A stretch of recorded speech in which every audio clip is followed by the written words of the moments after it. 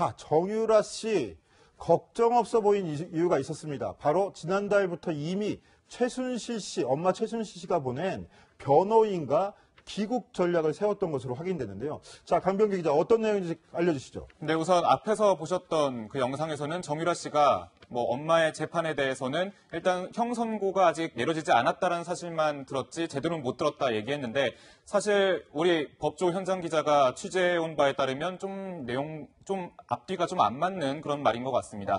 어떤 말이냐면요. 지난달 4월 5일에서 9일까지 최순실 씨가 보낸, 그러니까 변호인, 정유라 씨의 변호를 맡아달라고 하면서 보낸 변호인이 직접 덴마크에서 정유라 씨를 만난 건데요. 어떤 얘기를 좀 나눴는지 좀 살펴보겠습니다.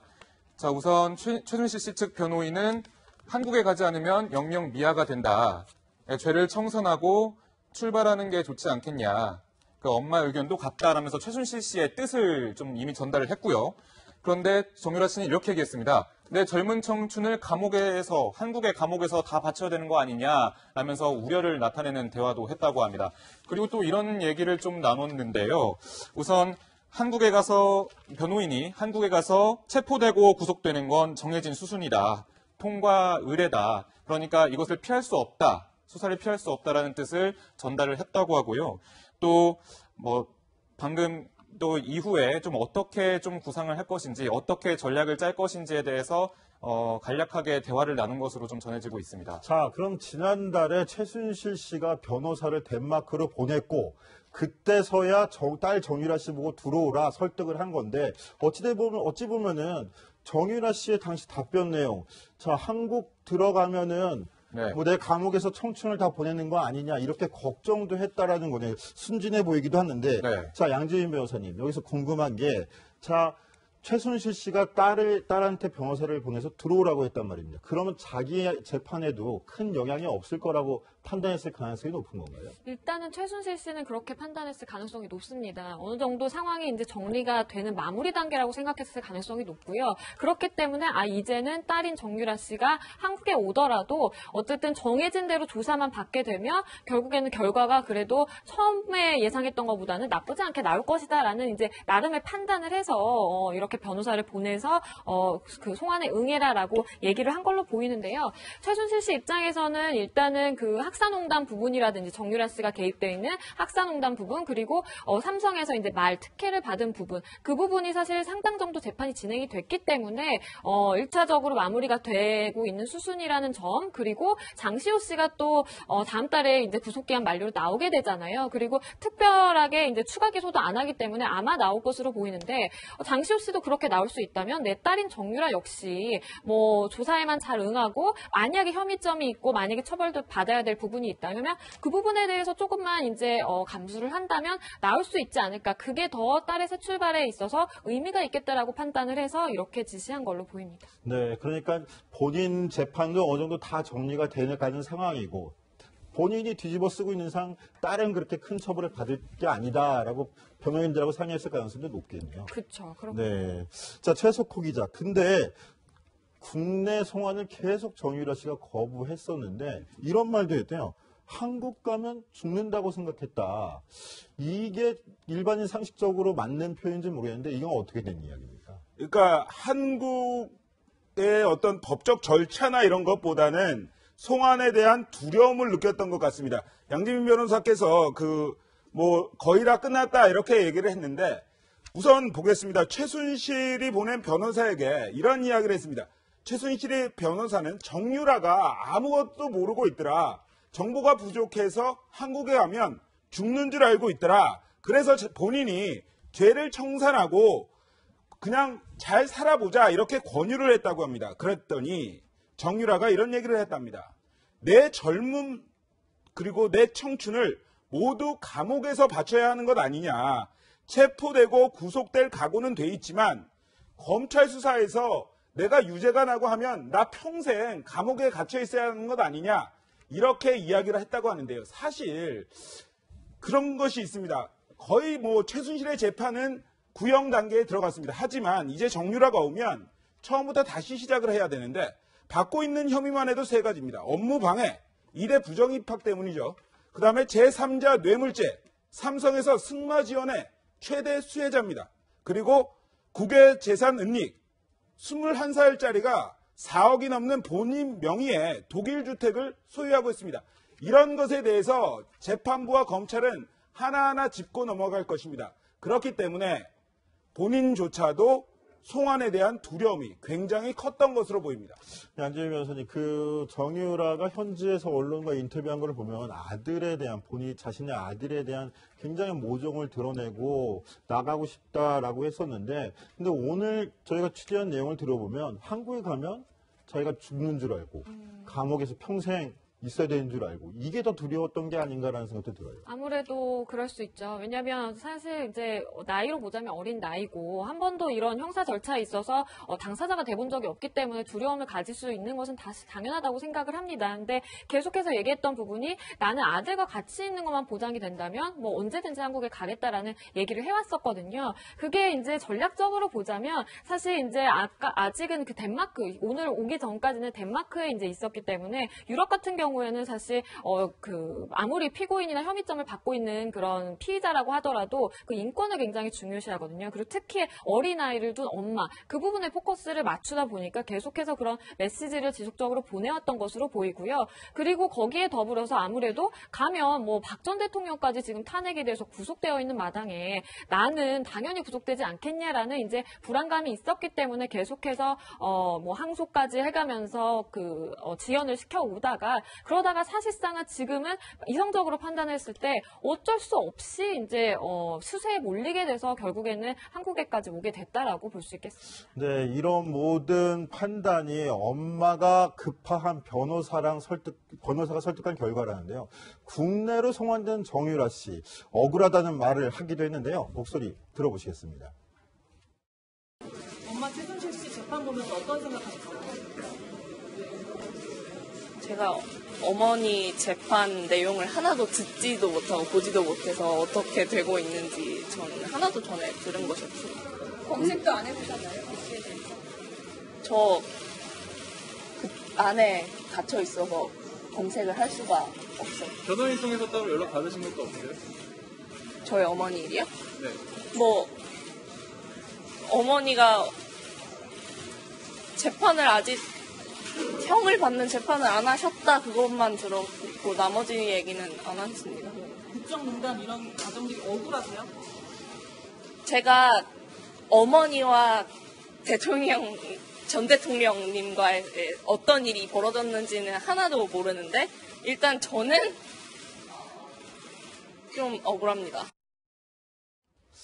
자, 억울하다, 모르겠다, 엄마가 어떤 상황인지 모른다, 이렇게 일관하고 있는데 이것도 하나의 전략이라고 볼 수 있을까요? 전략이라고 봐야 될 겁니다. 네. 아무래도 이제 이렇게 혐의를 받게 되면요, 모든 사람이 다 그럼 나는 어떻게 해야 되지?부터 시작을 합니다. 그렇죠. 그러면 나는 어떻게 해야 되지? 이걸 빠져나가기 위해서는 나는 어디까지만 알았다 그래야 되고 내가 어디까지 얘기를 해야 되나라는 걸 가장 먼저 생각하게 되거든요. 그래서 지금 사실 정유라 씨가 이 문제가 터지고 나서도 상당 부분의 시간이 흘렀잖아요. 이 시간 동안 그냥 가만히 있진 않았을 겁니다. 내가 어떻게 대응을 해야 될지에 대해서 치밀하게 전략을 세운 것으로 보이고요. 사실 이제 법적으로 좀 분리해서 봐야 되는 것이 삼성의 말을 이제 뭐 수혜로 받았다든지 수혜를 받았고 그리고 이화여대 입학한 것도 사실 가장 큰 수혜를 받은 게 정유라 씨잖아요. 근데 법적으로는 이제 내가 수혜를 받았다 그러더라도 그 범죄 혐의에 대해서 이제 고의가 있거나 아니면 방조를 했다거나 어느 정도 이제 책임을 지을 수 있는 부분이 있어야 되는 건데 변호인의 지시를 받았든 본인이 생각했든 간에 어쨌든 나는 그 책임 부분을 떨고 가겠다라는 의지가 굉장히 강한 것 같고요. 그래서 아마도 정유라 씨 입장은 앞으로도 그래 내가 수혜를 받기는 받았지만 하지만 나는 이 모든 범죄 혐의에 대해서 난 전혀 몰랐고 다 엄마가 개입해서 한 것이고 나는 아무런 책임이 없다라고 사실 계속해서 주장할 가능성이 높습니다. 네. 근데 제가 스포츠부 시절에서 만났던 승마 선수들, 동료 선수들 만나면요. 밥 먹다가 좀 얘기가 나온 건데 본인이 삼성을 통해서 지원을 받았다, 뭐 대기업을 통해서 지원을 받았다라는 사실에 대해서 좀 소문처럼 자기가 얘기하고 다닌다라는 소문이 좀 돌고 있었다고 하더라고요. 그럼 그만큼 자신에게 불리한 수도 있는 그런 소문인데 본인이 입을 열고 다녔다라고 좀 얘기가 소문이 좀 돌고 있었거든요. 그걸 봤을 때 이게 지금은 모른다고 변호사께서 말씀하시지만 전략적으로 모른다고 했지만 이게 또 수사 과정이 진행되면서 좀 어떻게 튈지 모른다, 어디로 튈지 모른다라는 그런 예측도 상당히 동료들 사이에서 나오고 있더라고요. 그래서 고교 시절에는 지금 엄마랑 좀 다툼이 있으면서 폭로 기자회견까지 열겠다라고 또 얘기한 일화가 있었는데 거기에 대해서 직접 노승일 부장이 나와서 설명한 그 장면이 있었습니다. 직접 한번 진중권 교수도 진중권 씨죠. 노승일 시장한테 들었다라고 하는 네, 얘기인데요. 들었다고 하는 거죠. 한번 네. 직접 들어보시겠습니다. 실제로 이분이 그렇죠. 노승일 씨가 얘기를 하기를 뭐라 그랬냐면 애가 고등학교 때 엄마 아빠가 나 안 돌보고 맨날 대통령하고만 논다 열받는다 그래가지고 기자회견을 하려고 해석되려는 거예요. 그걸 폭로하겠다고. 그러니까 럭비공처럼 어디로 튈지 모르는 애라는 측면이 좀 있는 거죠. 네, 그러니까 강병규 기자, 이게 지금 노승일 씨가 그 승마 문제 때문에 같이 정유라 씨랑 독일에서 체류하면서 들었던 얘기들을 계속 얘기하는 거잖아요. 네, 그만큼 정유라 씨가 성격 자체가 굉장히 좀 직선적이고 이렇다는 얘기죠. 네, 그렇습니다.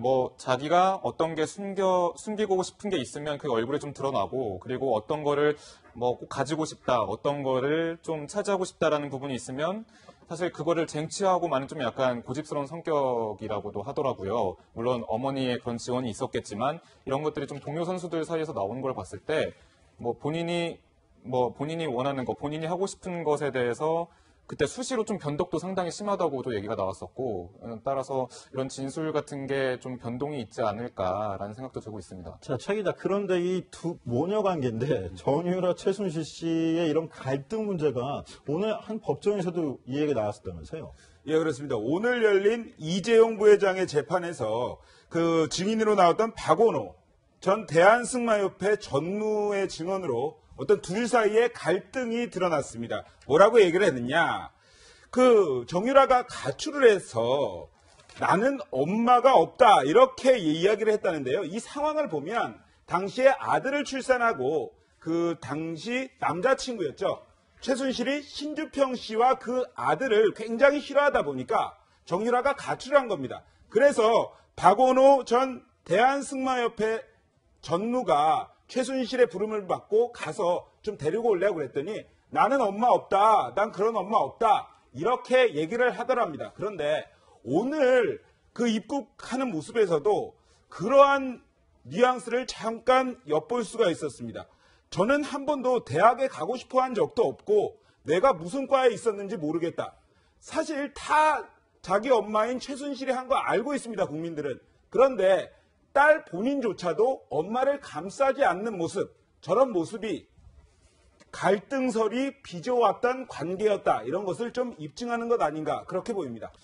네, 딸의 출산 그리고 딸의 전 남편이죠. 신주평 씨를 띄워놓기 위해서 조폭까지 동원됐다 이런 소리들이 나왔던 건 굉장히 유명한 일화인데, 그런데 최순실 씨는 국내에서 재판을 받으면서 딸과 손자에 대한 끔찍한 모정애를 드러냈었잖아요. 특히 특검에서 우리 딸과 손자까지 협박을 당하고 있다 이렇게 소리를 쳤었는데, 오늘 입국 장면을 최순실 씨가 볼 수 있었을까요? 만약 변호인을 통해서 소식은 들었을 텐데 어떤 심정을 좀 느꼈을까요? 제가 입국 장면은 사실 보기는 현실적으로 쉽지는 않았겠지만 아마도 그 담당 변호사를 통해서 계속해서 얘기를 들었을 겁니다. 그리고 아까도 얘기가 나왔었지만 최순실 씨 역시 이제 변호사를 보내서 덴마크까지 보내서 들어와라라는 입장을 전달을 했었기 때문에 지금 귀국한 게 정말 전혀 처음 듣는 소식은 아니어서 의외로 담담하게는 받아들일 겁니다. 근데 이제 최순실 씨가 앞으로 이제 걱정되는 것은 딸이 과연 지금 검찰이 굉장히 압박해서 수사에 들어갈 텐데 그 조사를 받으면서 과연 이걸 잘 버틸 수 있을 것인가라는 부분이 가장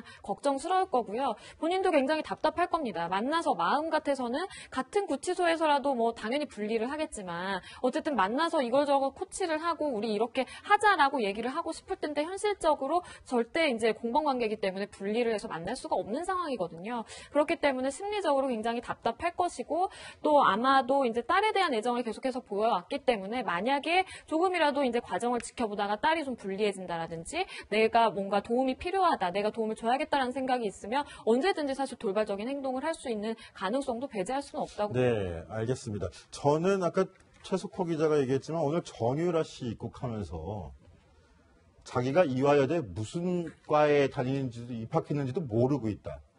이 말이 참 황당하더라고요. 거기에 그 학교, 그 과에 입학하기 위해서 얼마나 많은 학생이 고생을 했고 그 정유라 씨 때문에 그 과 진학하는 걸 포기한 사람들도 있었을 텐데.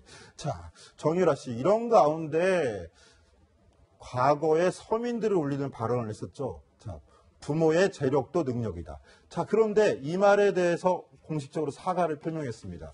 들어보시겠습니다.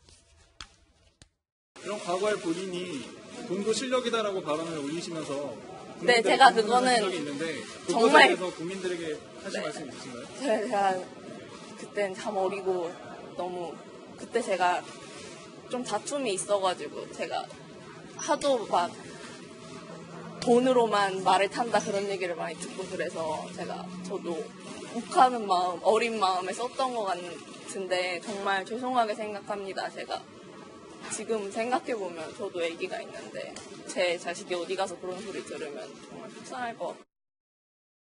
자, 최석호 기자. 정유라 씨가 저렇게 사과를 했는데 저 진심이 느껴지십니까? 뭐 지금이라도 사과를 해서 다행이고요. 저 사과가 정말 진심 어린 사과였으면 좋겠다. 이러한 생각이 듭니다. 저 말을 두고 얼마나 국민들이 분노를 느꼈고 어이없어 했습니까? 정말 뭐 과거에 돈은 실력이다. 능력 없으면은 뭐 말을 하지 마라. 이런 얘기 참 말이 안 되는 얘기인데 그래도 정말 진심이 어린 사과였다면 국민들도 조금은 알 것 같다는 생각을 해봅니다. 네. 양재민 변호사님, 저는 또 한 가지 궁금한 게 정유라 씨, 최순실 씨 모녀. 어찌됐건 간에 국정농단 사건의 주범이지만 저의 관심 사안이 곁다릴 수도 있는 것 같아요. 관심은 아무래도 박근혜 전 대통령일 것 같은데 정유라 씨의 오늘 입국이 박 전 대통령 재판에도 영향을 미칠 가능성이 있습니까? 그렇습니다. 사실 이제 박 전 대통령이 받고 있는 혐의 중에 하나도 삼성과의 이제 그런 부적절한 관계, 뇌물을 받았다는 부분이잖아요. 그리고 그 핵심의 축에는 이제 수혜자인 정유라 씨가 있습니다. 그래서 박 전 대통령도 아마 그 정유라 씨의 귀국 소식을 지켜보면서 굉장히 초조한 마음일 텐데요. 여러 가지 사실 생각이 교차할 것 같습니다. 왜냐하면 박 전 대통령은 그전에는 굉장히 친밀하고 뭐 도와주고 싶은 관계였다고 하더라도 지금은 일단은 최순실 씨와 사실 등 돌린 관계라고 보는 것이 맞거든요. 그렇기 때문에 최순실 씨와 정유라 씨는 처벌받아야 될 대상이고 나는 정말 몰랐다, 억울하다 이런 입장이기 때문에 그런 심정도 하나가 있을 것이고요. 한편으로는 근데 정유라 씨가 다 모든 책임을 지게 되고 최순실 씨가 책임을 지게 되면 본인 역시 그 책임에서 자유로울 수가 없는 같이 연결되어 있는 관계입니다. 그렇기 때문에 이거는 정유라 씨나 최순실 씨가 처벌받아야 되고 난 억울하다라는 심정과 하지만 이들이 처벌받으면 본인도 같이 입장에 처하게 되는 조금 이런 여러 가지 감정이 교차할 거라고 보입니다. 네, 알겠습니다. 이런 이유 때문일까요? 박근혜 전 대통령 오늘 사실은 이영선 경호관 재판, 이영선 경호관이 지금 비선진료 방조 혐의로 재판을 받고 있는데 그 재판에 증인으로 출석할 예정이었지만 출석하지 않았습니다. 자, 강명규 기자. 네. 무슨 이유를 댔나요? 네, 말씀하신 대로 오늘 오후 4시에 이영선 경호관의 재판이 있었잖아요. 여기에 박근혜 전 대통령이 출석하느냐가 관심사였는데 출석을 하지 않았습니다. 그 이유가 건강상의 이유라고 대답을 했는데요. 특검팀은 일단은 전 대통령이지만 강제로 일단 건강 상태가 좋지 않은데 강제로 일단 재판장에 나오게는 할 수 없었다라면서 오늘 불출석 사유에 대해서 좀 상세하게 설명을 했습니다. 하지만 다른 기일을 달라, 그때 다시 출석하게 해달라라고 재판부에 요청을 했지만 재판부는 이미 강제적으로 집행할 수 있는 영장을 줬는데 일단 집행이 되지 않지 않았냐라면서 집행 결정을 취소했습니다.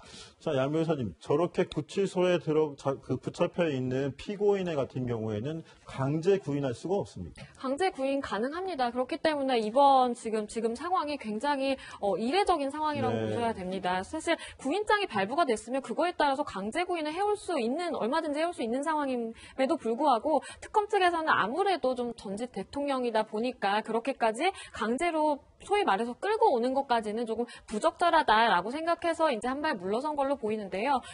법적으로 원칙상으로 보자면 형사소송법에 따라서 형사재판 같은 경우에는 증인이 출석을 안 하면 이렇게 구인장을 발부해서 네. 구인을 해올 수 있는 거거든요. 이게 유일한 사실 민사소송과의 차이점이기도 합니다. 그래서 원칙은 구인이 가능했으나 특검이 한 발짝 물러서서 일단은 상황을 지켜보자라는 기조를 보인 걸로 보입니다. 박 전 대통령 입장에서는 오늘 뭐 생각할 게 엄청 많을 것 같아요. 본인 재판도 어저께 밤늦게까지 또 받았고, 그렇죠. 오늘 골치덩이 같은 정유라 씨도 있고 그랬으니까 뭐 나오고 싶은 생각이 없을 가능성도 높았겠네요. 그렇죠. 박 전 대통령이 이제 불출석 사유를 밝히면서 했던 얘기가 하나는 나는 건강상의 이유로 건강이 좀 좋지 않다라는 것과 그리고 내 재판 일정이 겹친다. 재판 준비를 해야 된다. 이런 얘기를 했는데요. 사실 일반인 같은 경우에는 조금 적용되기 힘든 납득이 되지 않는 사유일 수 있습니다. 하지만 지금 상황이 이렇다 보니까 일단은 뭐 한 번은 좀 이렇게 위기를 넘겼다고 볼 수가 있겠고요. 앞으로 사실 특검에서 강하게 의견을 피력한다면 재판부에서 다시 사실 증인 채택을 할 수 있는 가능성도 남아있기 때문에 네. 아예 뭐 저 재판에는 이제 안 나가는 것이다라고 보는 건 좀 무리가 있을 것 같습니다. 아, 예, 그렇군요. 예, 알겠습니다. 양지민 변호사님 말씀 여기까지 듣겠습니다. 감사합니다. 감사합니다.